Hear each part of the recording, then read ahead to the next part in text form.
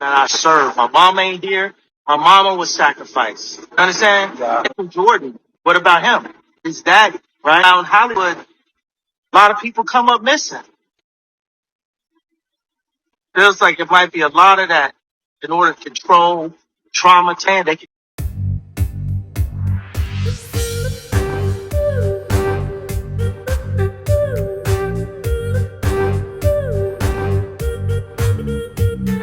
in order to control trauma. They can control that. They can control Charles Barkley. I never killed nobody. You all know I love me some unleashed Kanye West. Lord, is he ready to talk. This new clip of Kanye West tells us everything we had thought. When celebrities try and speak out, normally it's very subtle. Normally it will be in a coded language. Actually, these types of speaking out wouldn't even make it to the public. Kanye has avoided the Kardashian curse.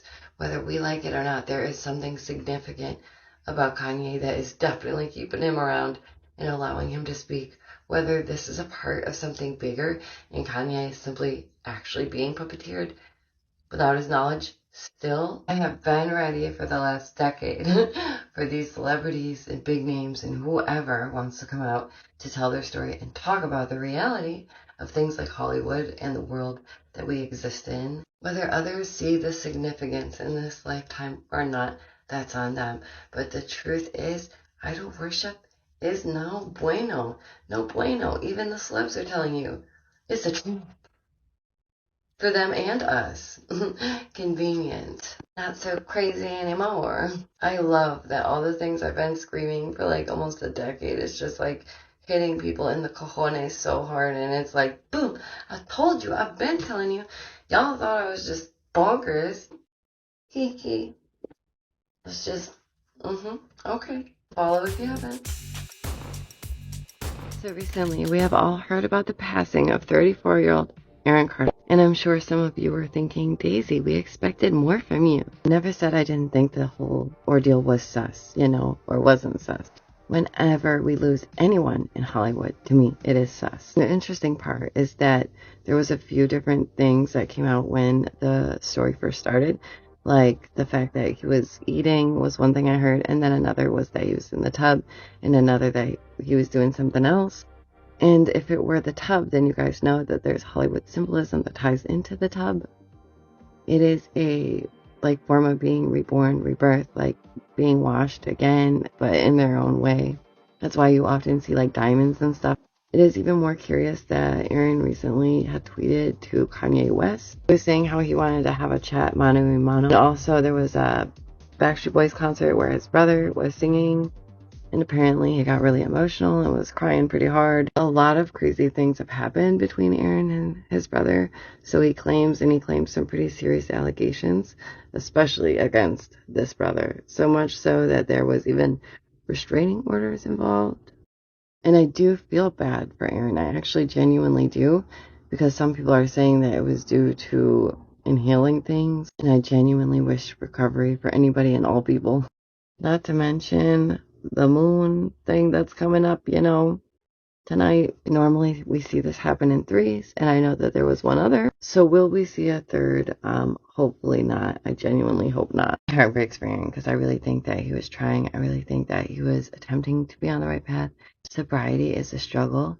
It takes time. Sometimes relapse is a part of recovery. It doesn't always have to be, but sometimes it is. It's really sad that apparently he had a twin as well that passed away from this. And he swore never to do so. And he was also doing a lot of streams recently for the last 2 years as proof of life. And many will just connect that to the fact that maybe he wasn't sober and maybe he's paranoid, but who knows? Because he did reach out to Kanye. Maybe he wanted to speak about something. Maybe they were both trying to say something that they're not supposed to say. Who knows? Let me know your thoughts down below. And honestly, I hope now that he can rest.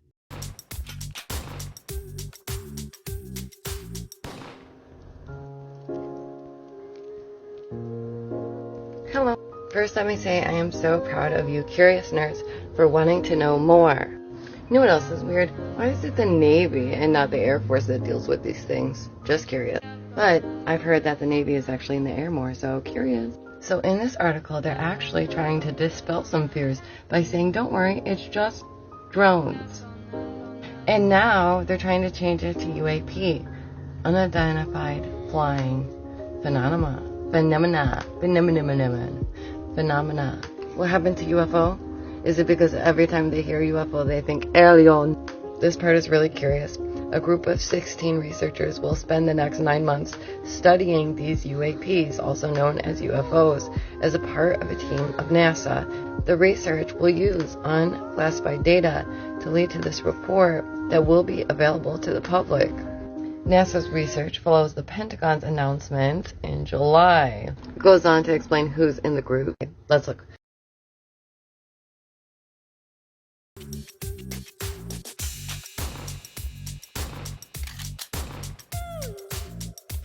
Hi friends, so we all know that Elon Musk has gone through with this very first Neuralink trial. It has been implanted into a human being, and this is what scientists think about this whole ordeal. You guys know I'm just very curious about all of this, so let's take a look together. Neuralink's study brochure says that volunteers will be followed for 5 years. It also indicates that the trial will assess the device's functionality, with volunteers using at least twice weekly to control a computer and feedback on their experience. Vantessa would like to know whether the quality of the detected neuronal signals degrades over time, which is common in existing devices. You're not going to replace electrodes easily after implantation, she says. If in a month from now they demonstrate beautiful decoding results, impressive, but I want to see long-term results. Yes, ma'am, I agree. For those of you who have been following this story, you know that Elon missed FDA approval a few times due to the nature of his animal testing. Let's just put it lightly. What will scientists learn from the Neuralink human trial? Neuralink has released little information about its goals and did not respond to Nature's request for an interview, but experts say they expect safety to be paramount at this stage, which we would hope because, again, what had happened with the animal testing, it was terrible. It says no strokes, no bleeds, no vascular damage, anything like that, as well as for infections and long-term follow-up check that remains safe to have the device implanted. Again, it is important to stress that the device was never safely implanted, pretty much, allegedly, into the animals, and over 1,500 animals had passed and suffered due to these trials. Neuralink's study brochure says that volunteers will be studied for 5 years, as I had stated, and that they will follow on with what comes of it. Okay, this next part is really important, so listen. The Neuralink chip contains 64 flexible polymer threads, providing 1,024 sites for recording brain activity. One of the concerns was that these threads may go to other parts of the brain. That is a concern, and it should be. Neurotech's BCIs is the only single neuron recording system to have been implanted long-term in humans. Again, as we know for sure, the first human trial has been complete, and they're saying very little. All we heard is that they're okay. Basically, welcome to the future. It's here. What do you guys think about all this? Will you get Neuralinked? I'm very curious. In my eyes, this will create the greatest hive mind we have ever seen. If you think social media is bad, good golly, buckle up. It's going to be a fun ride. Elon might be on the front lines of warning about technology, but he sure has a funny way of showing it. Just saying. Okay, bye. I love you. Don't forget to follow, like, sub, and hit that bell, and do all you gotta do. And check out my other social media. Bye, guys!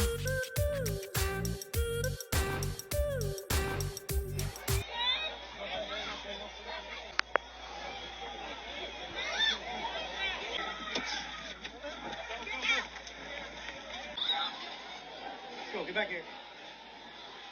At about 7:45 p.m., the Dallas police responded to an active shot in a tower building at the State Fair, Texas. The preliminary investigation determined that one man shot at another man. 3 people were shot. All have non-life-threatening injuries. The suspect ran from the scene. DiGiorno, I almost forgot to make a video about this one. Hey, listen, TikTokers are jumping into I don't know, glass child discourse? I thought it was more disclosure, but discourse, alright? Sure. Y'all, the terms that people are learning or just like coming up with, I don't know. Let's find out, what is a glass child, because Lord knows I don't know. The latest TikTok trend features audio with lyrics, "Did you get enough love, my little dove?" Truth is, a lot of us didn't. And that's okay, little dove. You fly anyways. So now they're calling them glass children because they're hollow? No, JK, like I'm just trying to understand. Other creators are captioning it with realizations that they were the reason that their siblings were glass children. So what's going on? What is the trend? What is a glass child on TikTok? A glass children are siblings of kids who have or had disabilities. Oh, you poor thing. What the? So in other words, parents see right through the glass children because they're so focused on the child who has a disability. Because they need more care. It is important to note that glass doesn't mean that they're fragile. It just means that they were looking through them to the other kid. What is this? Some are choosing to look on the bright side of it. They say, although I may be the glass child, I got to do this random stuff. Oh, and a Make-A-Wish Foundation. Oh. So this is why TikTokers have been referring to themselves as glass children. So it was made popular by Alicia Maples, who spoke on it with her own experience in a TED Talk back in 2010 because she had a sibling with autism. She explained that during her TED Talk that the original terminology for glass child meant a child who had special needs sibling, but now the term has grown to encompass families with children who require extra attention from their parents. In other words, any middle child. Is that what you mean? Any middle child? What? Glass children have a sibling that could struggle from mental health, affliction, criminal record, blah, blah, blah. But they have a child who has a physical, chronic, or mental illness that requires more of their parents' attention. Like, I get the complaint here, but I don't, because I'm not the glass child. That's my brother John. However, many siblings feel that extra parenting and attention can be a double-edged sword, obviously. So, yeah, it's curious. And she noted that it wasn't fair to blame her sibling. No duh. Oh my gosh. This is real. Just think we all belong. Peace in words that twist and bend helps the heart and mind transcend. In a world so vast and wild, Daisy's thoughts are unrevealed. Keeps us asking, keeps us free.